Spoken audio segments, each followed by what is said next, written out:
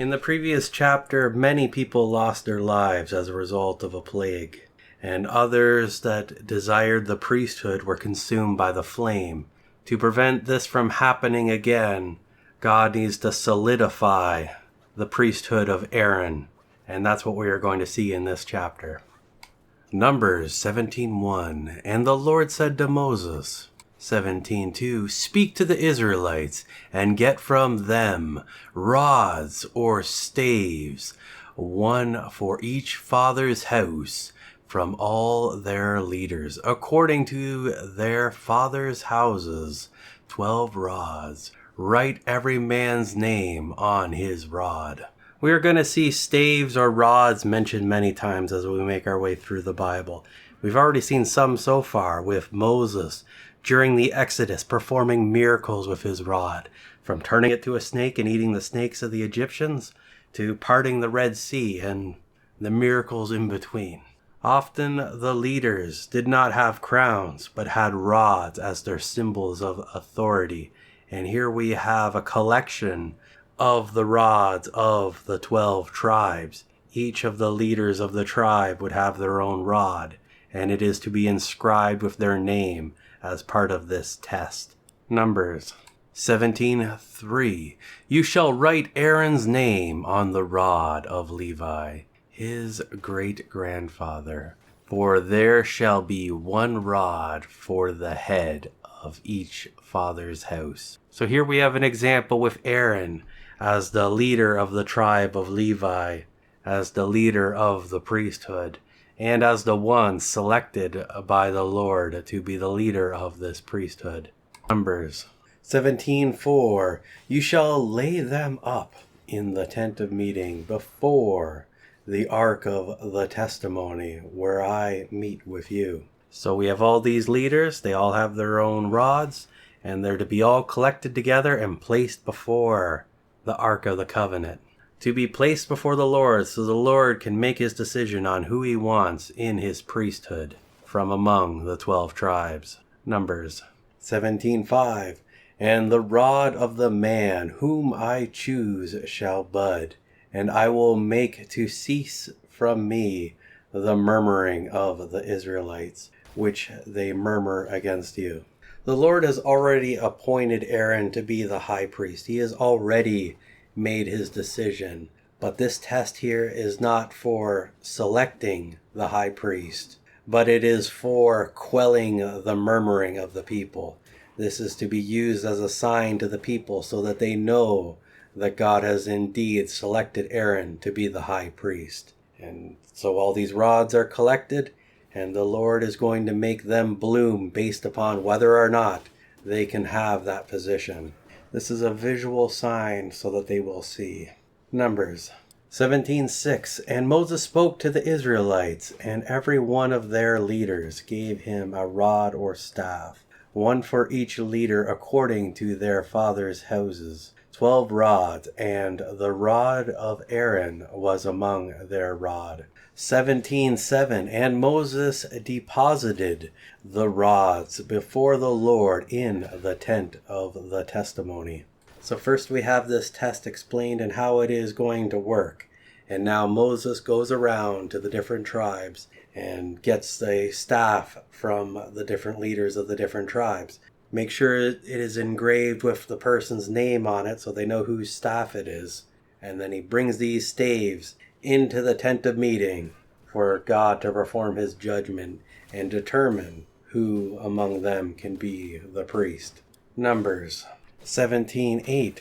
And the next day Moses went into the tent of the testimony, and behold, the rod of Aaron for the house of Levi had sprouted, and brought forth buds, and produced blossoms, and yielded ripe almonds. So the staves are left in the tent of meeting overnight, and Moses goes in there to check them. And what does he discover? That the rod of Aaron, it's not only budding, there's not just a little bit of growth on it, that it's full on bearing fruit. So this is a clear-cut sign, and it is a sign that would be impossible if it was not divine as well. It's like maybe you got a stick and there's a little bit of growth and you don't know if it grew or it didn't.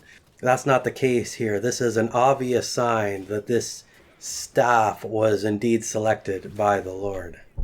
Numbers 17:9. Moses brought out all the rods from before the Lord to all the Israelites, and they looked, and each man took his rod. So Moses has seen the rods, and he knows which ones are of the Lord. But he needs to show them to the people so that they can see. So he brings all the rods out so the people can see the rods. And the owners of the rods, they go and pick up their rod. And I'm sure a lot of people were really disappointed that their rod was the same now as it was when they gave it to Moses the day before. But Aaron's rod is special. It has fully bloomed and it has fruit on it. It must be a tremendous sight to behold. Numbers 17:10. And the Lord told Moses, put Aaron's rod back before the testimony in the ark, to be kept as a warning sign for the rebels. And you shall make an end of their murmuring against me, lest they die.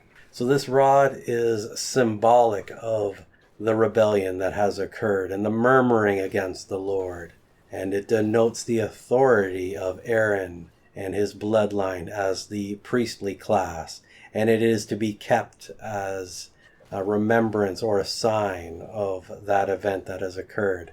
Later on in the book of Hebrews chapter 9, verse 4, which reads as, having the golden altar of incense and the ark of the covenant covered entirely with gold, this contained a golden jar which held the manna and the rod of Aaron that sprouted, and the 2 stone tablets of the covenant inscribed with the 10 commandments. So at some point in time, the rod is stored within the Ark of the Covenant.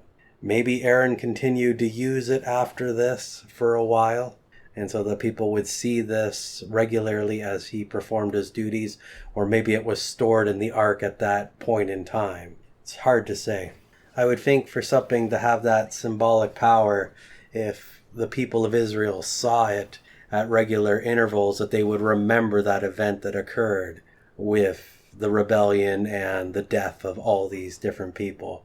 Whereas if it's hidden in the ark, no one would see it and they would probably eventually forget. But it was to be kept for generations, nevertheless. I suppose it could also be symbolic of forgiveness, that God has forgiven them for their transgression in this rebellion, and he is burying it and not holding it against them. To forgive and forget. Numbers 17:11. And Moses did so as the Lord commanded him, so he did. 17:12. The Israelites said to Moses, behold, we perish. We are undone, all undone. 17:13.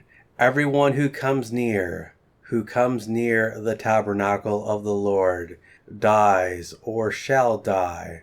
Are we to perish? The people were murmuring, and it was problematic. And some tried to usurp power, and they were destroyed by the Lord. 250 people, 250 men died in this rebellion by offering fire to the Lord, and they themselves were consumed by fire. Then a plague went out into the congregation, and it slew thousands of people. So the people, they weren't murmuring, they were afraid. And now they see, after the events that have occurred here, the authority of Aaron given to him by the Lord, and that it is his position.